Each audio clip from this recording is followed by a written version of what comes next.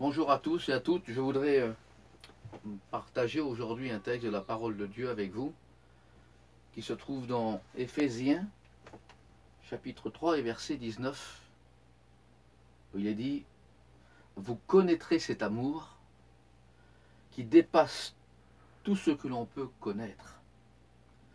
On raconte qu'un jour qu'un jeune pasteur est venu trouver un vieux missionnaire à la retraite et lui a posé cette question: qu'ai-je besoin pour servir Dieu avec efficacité? Voilà donc une question lourde de sens. Et le vieil homme lui a répliqué trois choses.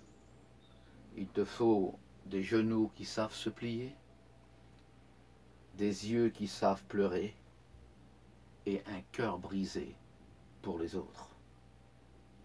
Comme lui, nous avons été appelés à être disciples du Seigneur. Nous sommes donc tous concernés par ce conseil. Nous sommes, c'est vrai, tentés à profiter, nous, ensemble, de la communion fraternelle avec les autres, partager nos expériences et nos dons vécus. Mais les genoux pliés, les yeux pleins de larmes et un cœur brisé pour les autres ne s'apprennent que dans la solitude avec Dieu. Aucune autre circonstance peut nous faire comprendre la largeur, la profondeur de l'amour de Dieu. Quand Jésus est sorti de la barque avec ses disciples, la Bible nous dit qu'en voyant la foule, il fut ému de compassion.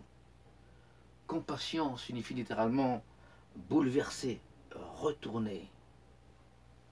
Il avait acquis ça au cours des heures passées avec son Père dans la solitude. Oui, les genoux pliés, les yeux pleins de larmes et le cœur brisé pour les autres. Notre vie cachée avec Dieu nous permettra cette dimension. La compassion pour les autres se développe dans l'intimité avec Dieu.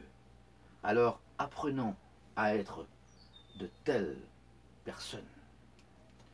Paul était un grand missionnaire, avait ouvert des dizaines d'églises, écrit la moitié du Nouveau Testament, manifesté les dons spirituels plus que tout autre.